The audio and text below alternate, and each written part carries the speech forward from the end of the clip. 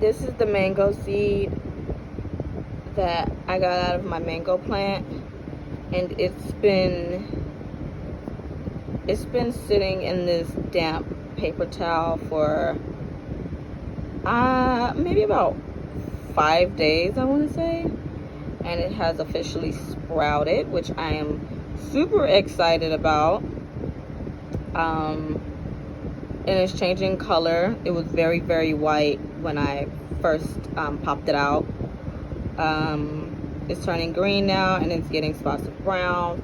I hope that this is normal and healthy. I'm gonna have to Google it, because it was completely white when I took it out and peeled that paper layer out. So maybe it's just making its own paper layer.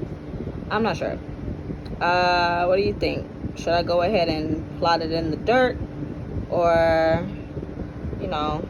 just let it sit in the paper towel a little bit longer and watch it grow from there?